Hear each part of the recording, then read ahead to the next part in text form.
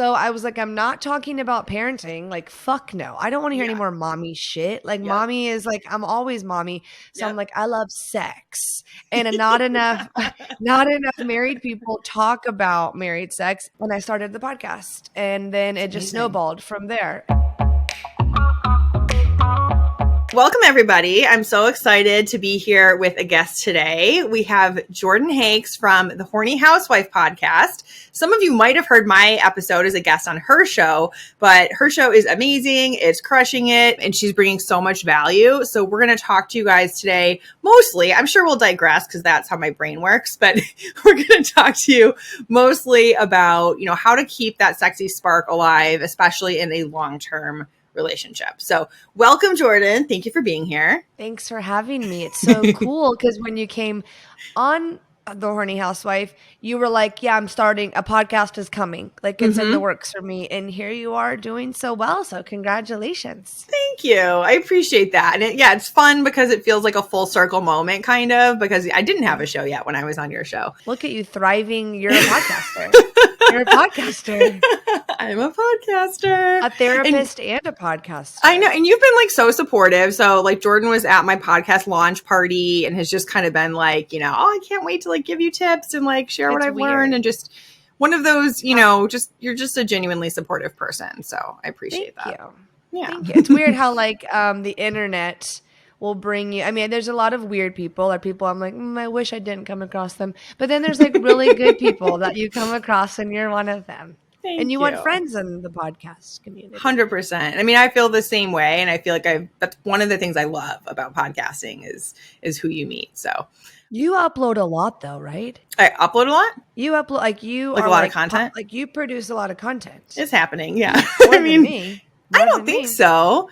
I mean, we're doing weekly episodes, so that's fun. Okay. In the beginning, you had them every day the first week, right? Oh, that's true. Yeah. The launch, it was in your face. For the first, I think we had 5 the first week and then 2 the second week and then kind of went to a normal schedule. But it's been really fun. I'm super excited for our topic because I am not married and in a super long-term relationship. And I know it's a really common thing I work with clients. And so I'm excited that you are a married person.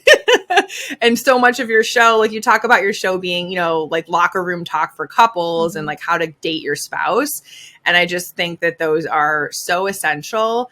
And one of the things I love about sexuality is the idea that it's a journey. It's something that you invest in and, are dedicated to and explore, alone and with your partner. So I love to hear and I know a little bit of your background, but how did you get to this point where you're like, I'm launching the Horny Housewife and this is what I'm going to do? I feel like I've been, everyone says manifesting, talking for a living for a long time. I was just putting that into existence. One day I'm going to get paid to talk. Yes. And so I think that that's cool that that's happening right now. And then I think after losing my mom, which I lost her suddenly and tragically, unexpectedly, horribly after my 30th birthday. And that totally fucked me up. Can I say fucked me up? Yeah, you can say all the words you want. Totally fucked me up. It did. And I am grateful that I was the age that I was because I was a mom already. And that really changed me as a woman. It really did. Because I was a partier. I was living it up. I was never a relationship. Oh, I was a long-term relationship girl, but I didn't need to jump. I didn't need to go from relationship to relationship. Got it. Some of my friends I have. And no hate. Just some people like to be in them. Facts. Or date. I could be single. I didn't need to be having a boy. There we go. I didn't need to have or a relationship. I didn't need to have. I wanted to have sex. I definitely wanted to have sex. Right. But I had a lot of fun.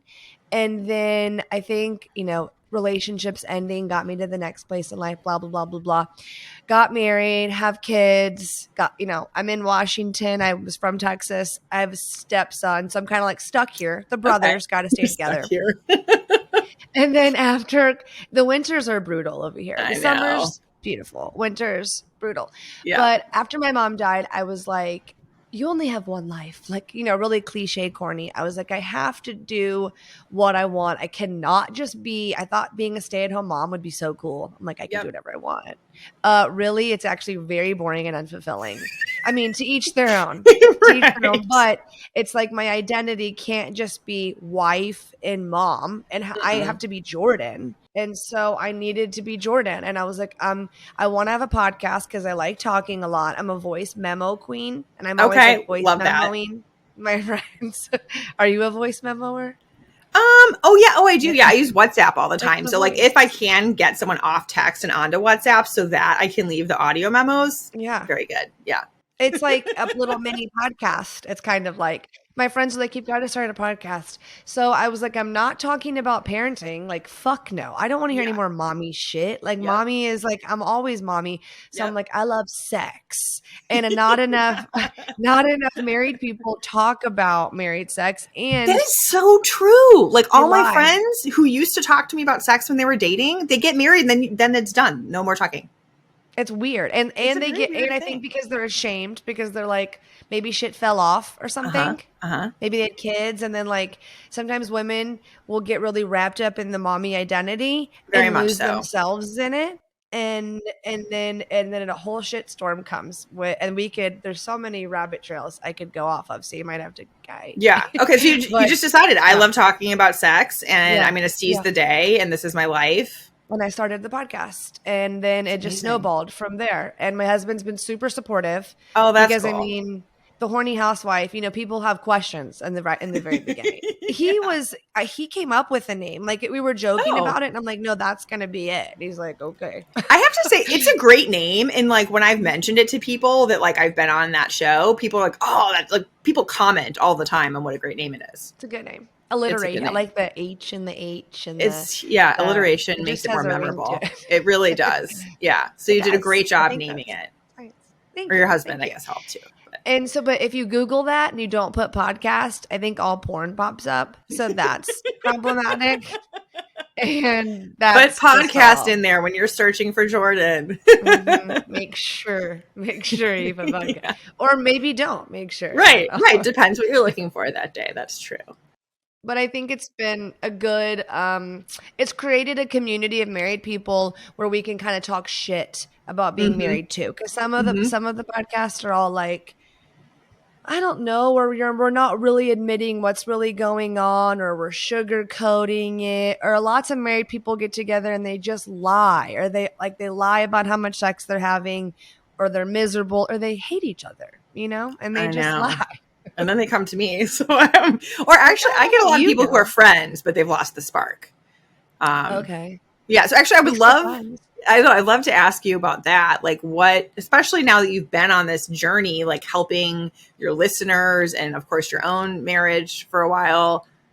What are your tips to like keep the spark alive when you've been with someone all the time and you've like been Yeah, through health issues and you've like had kids together and like, all maybe the you don't close things. the bathroom door all the time. I don't know.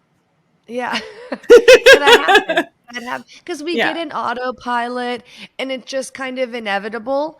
I feel like there I mean, it's never too late to be intentional, right? I mean, Hmm. obviously some people's marriages have a lot of like undoing or like rewiring, Hmm. and each marriage is different. Like there are some people, I don't know, some people are like everyone can fix it. I guess I disagree a little bit. I think there's some marriages people like maybe y'all should walk, like maybe there's something better for I y'all. Like know. Yeah. they're at a point where like maybe it's like the ideal situation to walk. Like they've raised their Yeah. kids and like Right. they but I think the friend thing, like you're saying, I think you can Hmm. totally get your spark back. Yeah. Totally. Yep. 100%.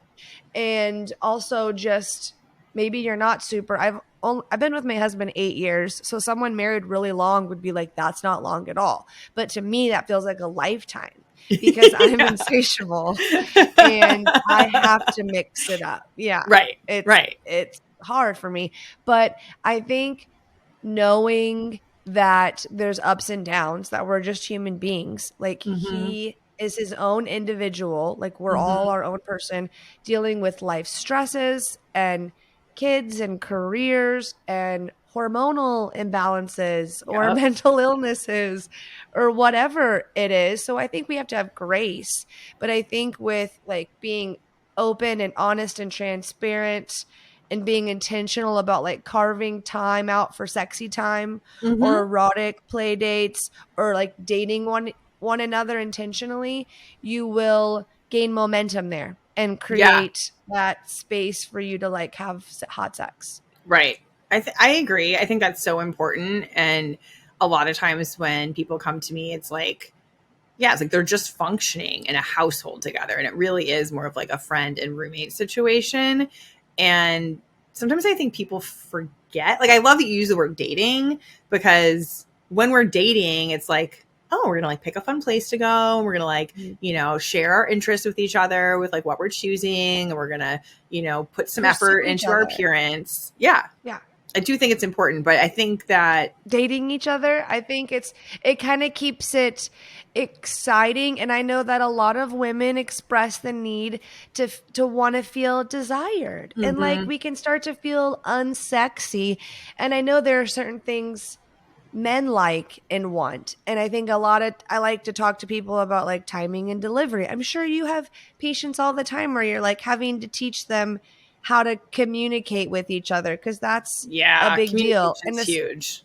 Yeah, and especially when you're married and you get in like the routine of what Hmm. every day is like. And Hmm. I can't speak for other people, but like I know some women, their husbands are pilots, they're never home, which that'd be Yeah, terrifying for me. But I'm seeing my husband every day, every right. single freaking day. So it's like that every single day. So we have to be intentional in other ways that maybe the couple who are like ships in the night Hmm. have to be. So I That's guess it's true. just like, yeah. Yeah, there's like pros and cons to being around Mm-hmm. each other all the time or not as much as you would like. So, Mm-hmm. but I think especially since the pandemic and like more people working remote, more people working from home, I do think there's a ton of Yeah. people now who are just around each other kind of all the And sick of time. each other. So, what do you think are the best tips for those people? I think they need to love themselves a little bit. I don't know, do what they need to do. Sometimes space is Yeah. necessary. I guess assess Yeah. the situation and Yeah. see, because distance can make the heart grow fonder sometimes. And I don't mean like grow apart from one another, but also kind of assess and the way you talk, because a lot of people don't talk about sex. Like maybe they feel That's like true. everything's on the up and up, but they're not talking about how they fuck each other or how they want to fuck each other. And sometimes you're bored and not liking the sex because you're not liking the sex that you're having. This is very, very true. And Yeah. and I think most people are afraid to have that conversation. And I kind of get why, because you don't want to hurt your partner. It's like this is someone you do love and care about, and sex can be a sensitive topic. I vote hurt their feelings. I I do. I love it. Okay, do. say what? Say more about that. Why? I just think that I've gotten so many emails saying like I did it, I went ahead and said, and like you cannot be mean. You cannot be like you can say it, and no matter how kindly you say it, it's gonna hurt their feelings because it's Mm-hmm. like just Mm-hmm. basically saying like I don't really like you want something different kind of. So Yeah. say it nicely, but yes, it's gonna hurt their feelings, and yes, it might be awkward, but I've heard so many stories of where one husband was like, I told my wife that I had this kink that I knew she was going to be like offended by. She was going to be like, what the Okay. fuck? Because I know her. All And right. she was. She was like, what the fuck? She was like, ugh. Okay. And she sat with it though. She didn't like diss him. She Okay. was disgusted and icked. And she sat with Okay. it, processed it, Hmm. ended up being like, you know what? Like, I don't think I'm going to like this, but I'm going to try this. She actually ended up, this is crazy ideal, loving it. And I Wow. know this is like the ideal situation of It what you is. wish would Yeah. happen, and Yeah. that might not happen, probably not. Right. But I love the open mindedness, and you never know. And just you're creating a safe space by listening to them. Hmm. Because if you shut them down, they're probably not going to want to come back around to get shut down again. Right. Right.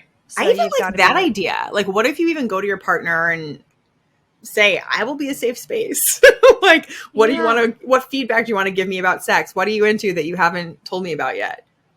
For sure. I like that. You're like creating the safe space for them. I'm going to tell my husband that. Yeah. I'm a safe space. I won't judge Right. I you. mean, and that's why, like, you know, if I'm in a sexual situation, like, I kind of always like ask for feedback to kind of give someone the option and let them know, like, I'm open to it, you Yeah. know, and I'm not going to get overly offended.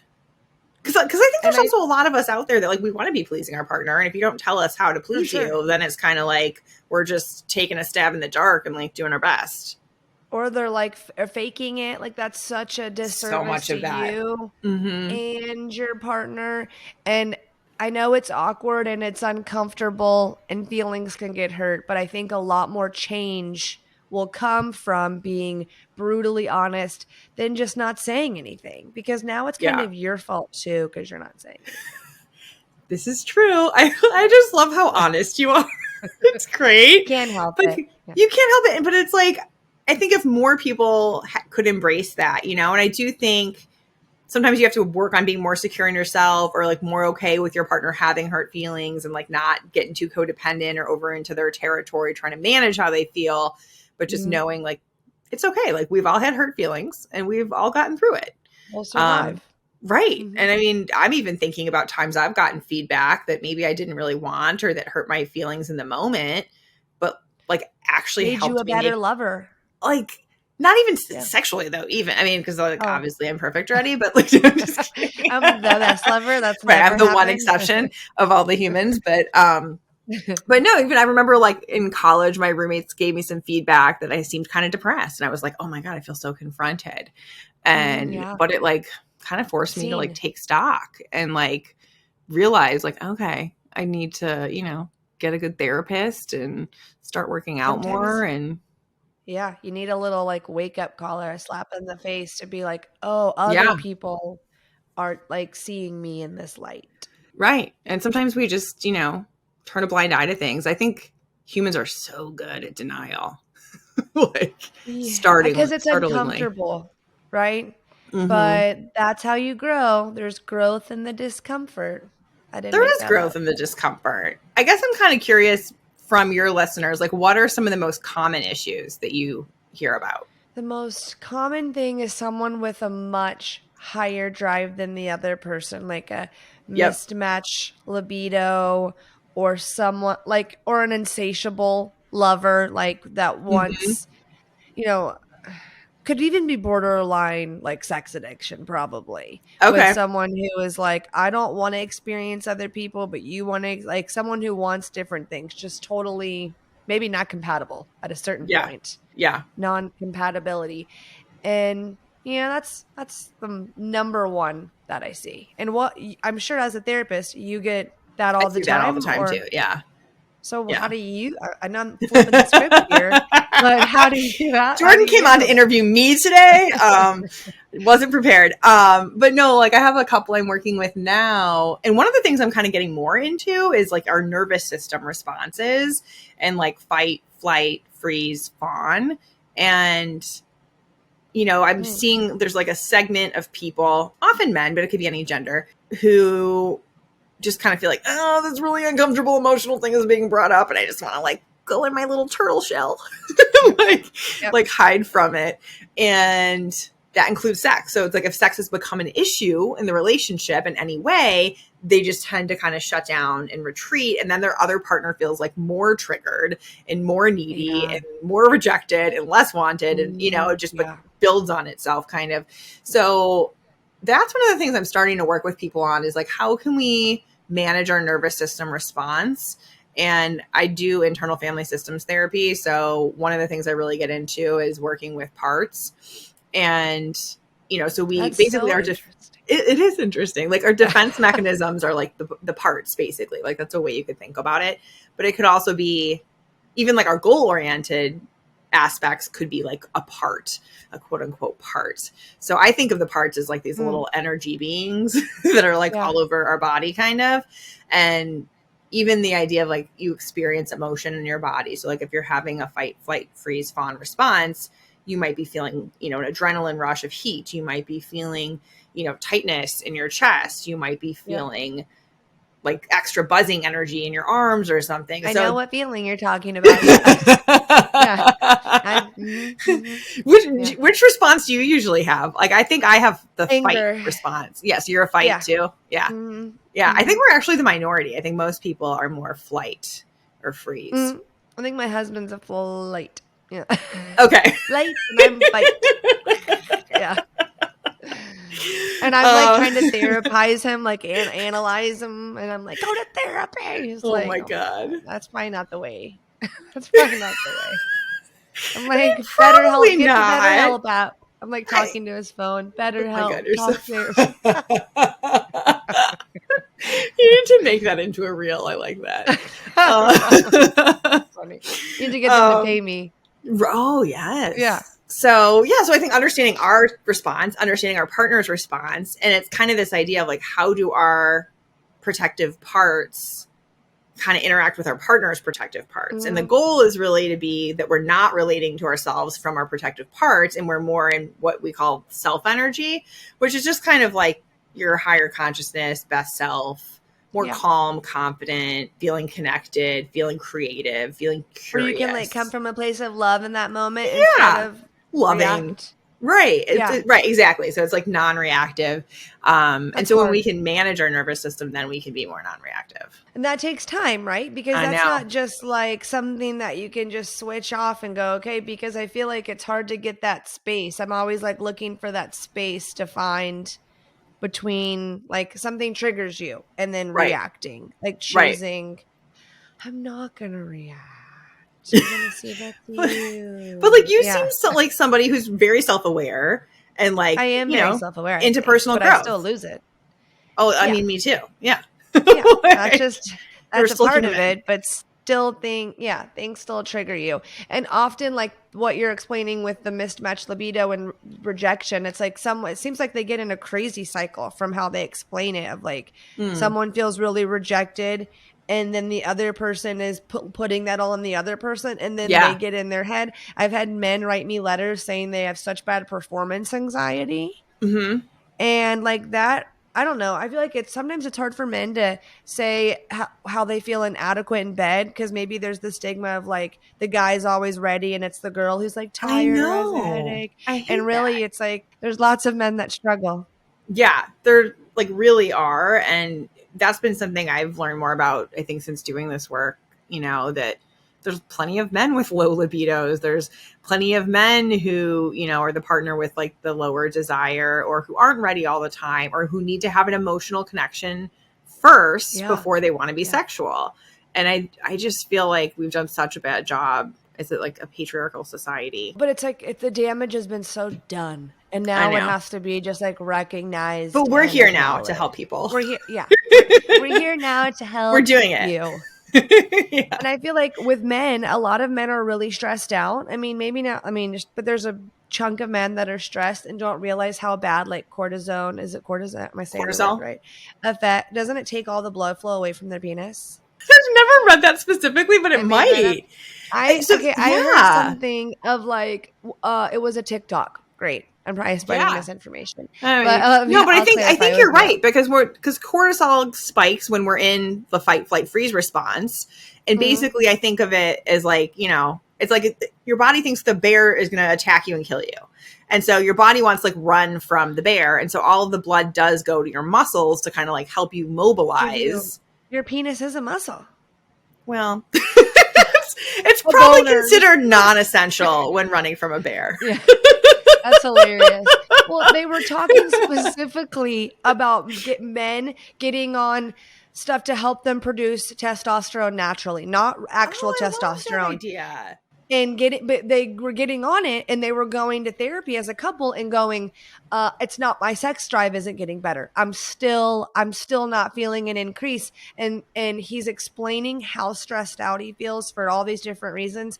And the therapist, it was a couple therapist, so it was a wife and husband therapist, but I don't know. They were like, it's because when your stress levels are that high and you're in this crazy cycle, it's like sucking all the blood flow from your penis, and you're mentally just fucked. So you have to get out of that mind fuck. Yeah, I appreciate that, because it's like, there's the mental component, and then there's like the actual physical like blood flow thing happening. Yeah. So, and of course they're connected, but yeah, just to be aware of that, how it works. And I Covering like all the things. taking the pressure off. Like, how do you take the pressure off when people are feeling that? I don't know. Oh, I think the best way, because anxiety in the bedroom is not sexy, right? It's horrible. No. And I think the best thing you could be is present. I know that sounds like maybe a cliche answer, but I I think would say the that's same thing. the answer. If you're just completely engulfed in your senses, like taste, smell, touch, and you're just in that moment, it helps so freaking much. You just have to try it to see it Yeah. work.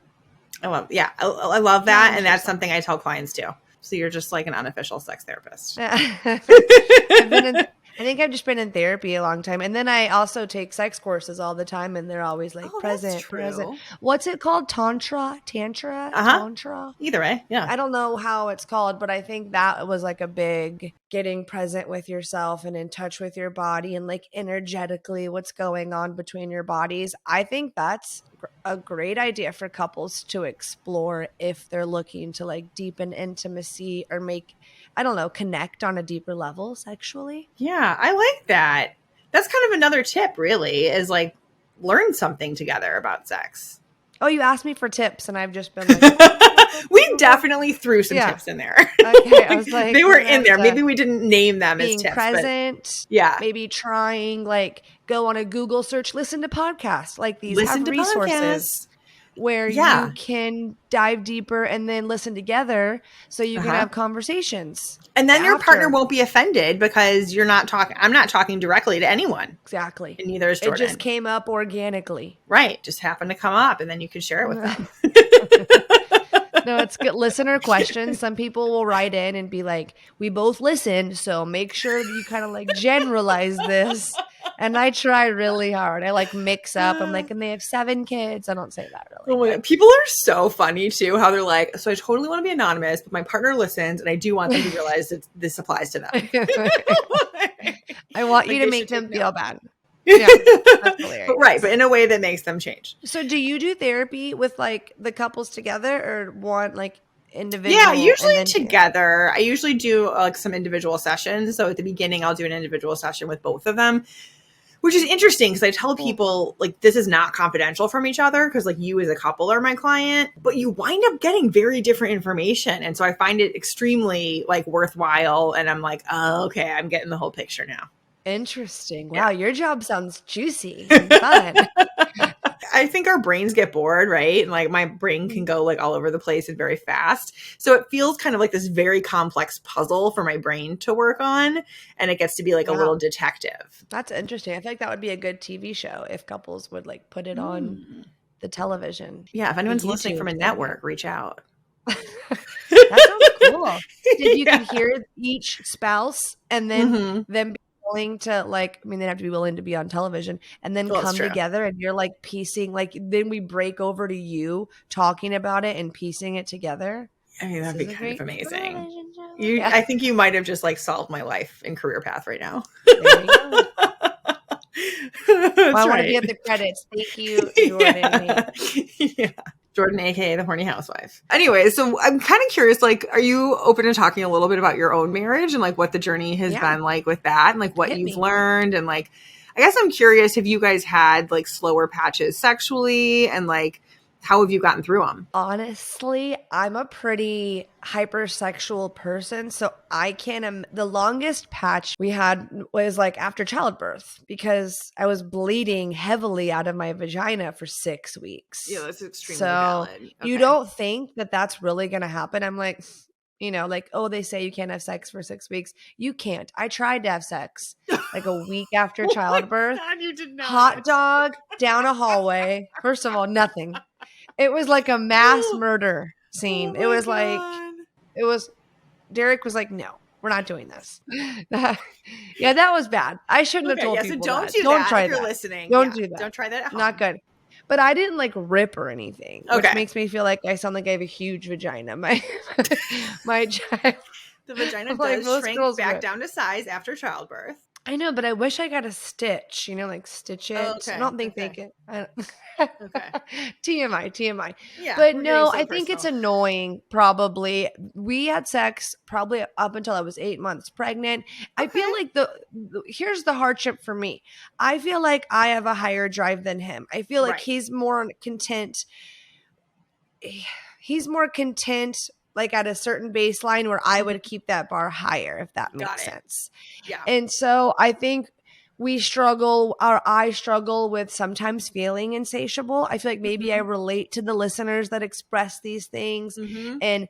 and can be a voice for men sometimes, because I feel like I've been in their Yeah. shoes as far as that feeling rejected, Yeah. or taking it personal, or wondering, like needing validation and feeling Mhm. like that's love. If someone has Mm. sex with me, that means they love me. And like that's fucked up. Like I need like, I that that's If only not you had a sex therapist to talk to. Just kidding. you're like ding Oh ding wait, I'm ding right ding. here. Oh wait, I might need to book some sessions. But literally I need therapy because I know that that's not healthy. That the like where it's coming from is Yeah. like my ego and like some trauma or something. I don't But know. again, like so self-aware. That's amazing. And Thank you. I hear what you're saying that like, hey, I don't want my sex life to be kind of, run by my need for validation, but it's so common. I'm actually really glad you brought Mhm. this up because I pulled my Instagram audience and it was like 80% of people said they've used sex for validation. So this is like kind of a A hot thing. topic, actually. It is. It Yeah. is. So some women will be like, help me. Like, how do I be horny like you? I'm like, I need validation. Like, it's not like, and sometimes because, and reason I'll know that is sometimes I do feel like like the release of getting off, like Oh, knowing that yeah. like that's pleasure. Like I like to Mm-hmm. prioritize my pleasure in my life. Mm-hmm. But I know when there's times where it's like, I don't care about getting off at all. I need to know that I'm getting my husband off, like that I'm the person Okay. getting my husband off, because I've been cheated on a million times in past relationships. Okay. And my husband has never, ever even done a hairline of something for me to ever question his He loyalty sounds to me. great. Like the But way you've described him, he sounds like a really good guy. he's a very loyal person just in Yeah. general. Yeah. He's a ride or die kind of That's a great quality. personality. Yeah. For sure. That is a good quality. I mean, Yeah. he's not a saint, okay? Like, No, no, I mean, no, it's don't say he's perfect. Yeah. perfect. But he's like he's an Aquarius. He's such an Aquarius. I don't know if you know Tell us anything what that about them. means. Yeah, I don't know I that don't sign know that well. either. I have no idea what that means. I Okay, just but he's one of say that those. because Yeah. everybody says that. Actually, the Aquarius, because I remember the age of Aquarius from like the hippie era. So I think it He's was like, stoic. yeah, kind of intellectual, but like into like progress and stuff like that, making change. He's definitely like a leader for sure. Like that's another thing that I guess marriage, what we work on, is because I feel like he's a boss at work, Mm-hmm. and he's like the baseball coach. He's always like leading. He'll come home and be bossy to me, and I'm like, Oh, yeah, I don't see that hey, going bossy well to with you. me. So at least I don't let anybody run me over. You know what I Yeah. mean? So we have a really good yin and yang. Oh, that's And so I will good. credit my mom and my dad really were I was fortunate to have a really good example of seeing two people be really intentional in their marriage. And Cool. my mom, I don't know if it was because of validation, but she was a pretty like sexual woman. Like I remember going in her drawers and just finding like way too many sex toys, just like way too many for one person to need, and just being like, oh my God. So the apple didn't And fall too far from the tree. exactly. So I'm like, Yeah. this is genetics. This is just genetics. I do think that's a factor. And like, I don't think there's like a right or wrong in terms of libido. But I think, like you're saying, like, it's good to notice where it's coming from sometimes, because Mm, I think sometimes it can come from looking for validation. I think we've, pretty mm, much all experienced that at some point. And then I think it also can be the reverse. Like, you might be shutting down your libido consciously or unconsciously, for reasons that are not your ideal yeah. reasons. And that's where I think some like trauma healing and parts work can help too, because sex is vulnerable. And so it's like, if we're not One feeling emotionally safe. And I know I'm not supposed to like ask you questions now, No, but I you keep can. It's wanting. I fine. have a question. Okay. You totally I was can. like, one thing that, and maybe this could help anybody listening, thinking Yeah. that like they're wanting to get therapy, Yeah. is I think like it sounds so daunting to Hmm. go, because you say like to heal your trauma, to look at all these parts. It sounds like I got to find a therapist and I got to make it fit and make I it know. feel like it fits. And I then I got know. to unpack. And then it's like, Yeah. I can't help it. I've felt experiences where I feel like they want to drag it on as long as possible. And Oh, it's I like, I'm hate that. wanting, Ew. and I've had really great, wonderful therapists that I Hmm. didn't feel like that. But how do you step, or like, I don't know. I mean, I think Yeah. everything you just said is kind of valid, to be fully honest. Like, I try to help people find a good fit for them whenever possible. And like, whenever I'm not the good fit for whatever reason. So I try to like not have my ego be in the way. And, you know, I have a lot of compassion for how hard it is to find someone. I've actually thought about starting a service where I like match people with therapists, Oh because my like the God. process of finding someone is so tough, but like I'm so well connected. You know, I'm on, you know, a listserv with thousands of sex therapists, sex educators, medical people that are sex counselors. And then I'm also in like the Chicago sex therapist listserv, you know, because I used to live there. I'm in Cool. like a kink and poly aware Chicago therapist group. So like, and then I'm in all these like Cool. Facebook groups with therapists. So like, Yeah. all I have to do is send out a blast, and then I'm going to get like a whole bunch of people who are like, oh, I have availability. Right. Oh, I specialize in that. And it's just so much easier than I think what the consumer has to go through. So I'm like, I wonder if I could offer that as like a concierge service at some point. But that's in the meantime, like, that's a good idea. Yeah, like for people like you, or like people I know, like I'm happy to just, you know, do that stuff for free. So like my mom, you know, recently asked me for some names, and, you know, I was able to just like get some options. I think there are some ways. I mean, people can look on, I'll just mention some things that people can do to find someone, because I think this is a really good question. ZocDoc is a good option. You can, you know, look under behavioral health. It's tougher to find sex therapists, and that is frustrating because there's not that many of us. And I don't think there's a way to search by that as a separate specialty aside from just general psychotherapy. But ZocDoc's nice because you can at least see who has availability and like actually book an appointment, and who takes your insurance if you're trying to go through insurance. Psychology Today is another one. And there you can search by sexuality as a specialty, but you don't know if people have the availability. So it's always kind of like no directories like put all the pieces together to like actually make it fully easy for people. And then ASECT would be the other one. So ASECT.org is like the certifying body for sex therapists. So you can go there and look by your state, for example, but then you kind of have to, you know, go to each person's website and reach out. So I do think that the process of, you know, finding a therapist can be too tough. I wish it was easier. But I also think people do have to be prepared to do the emotional work, like you're saying. And if it's kind of like, if you don't have the bandwidth to even like do the search process, maybe you're not totally ready to do the emotional work anyways. Yeah. I mean, my approach is to try and make the emotional work as lighthearted and fun as possible, because I do think it's a heavy topic. It's a sensitive topic. I like to really emphasize people's strengths, you know, and lean into that as much as possible, because and it's worth it. Oh my God. I mean, it's like absolutely life-changing. And I mean, even just, and I also don't think it always has to be therapy, even though I am a therapist. I mean, I work as a coach, but like I've also worked with people who were not licensed and did hypnotherapy and had like a life-changing experience with that. I've also worked with energy healers and psychics. And, you know, I think I've done, you know, Buddhist meditation classes. Like there's so many different paths. That's really interesting. Yeah, there's so many options. There's a way. Yeah. So I feel like do the path that you're drawn to. You know, I think like people like you or me who are like pro therapy or have benefited or something, it's kind of like go to therapy. But, you know, sometimes we have partners that are like, no. And I think if you're pursuing or being intentional, and he's like, no, he's willing. If I was like, come with me to this, he would come. Like, he's not a no. Mm-hmm. I think he's just a little more cynical about it. He's a little more like, that's a person. You know what I mean? Like, who are they to? And I'm like, it's more of the, you know, it's perspective and insight, and just hear him out. But yeah, no, I think willingness is like the most important thing you could have in a spouse. Yeah. A willing spouse. But you're right with like the trauma thing. And I think it is kind of like a lifelong journey. Like, don't go do therapy work assuming I'm just going to heal all my trauma. I'll just do like 6 months and then no more trauma. It's all gone.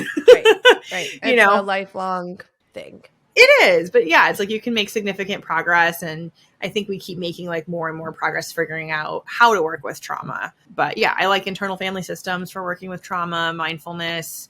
If people aren't into that, EMDR is a big one. I didn't love that one as a client myself, but so many people swear by it. So have you tried that one? I have my best friends like, Jordyn, you have to do it. But also in tying this back to marriage though, in regards, like if there's like, you can be intentional and date your spouse and do all these things, but if you have something like this that needs to be unpacked, that you have to do the work, like it's going to crop back up. And so you have to address it at some point because it's going to follow you. It's like it's you.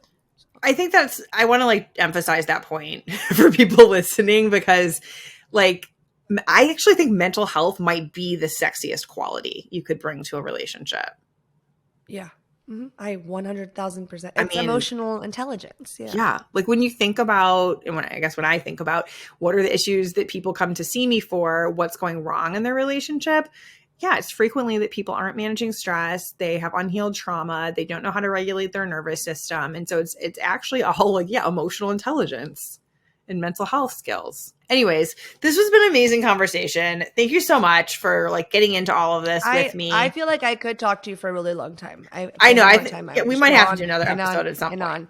But yeah, that was interesting. And I think that people could get a lot from that. And maybe therapy is something they need to consider. I think it's good for all of us, even when it's not bad. I think when times are not hard, I always think therapy is great no matter what, every time, because it's giving you another POV and maybe, increasing awareness. I agree with you. And I think people oftentimes will do like 5 sessions until they're like out of crisis mode and then stop.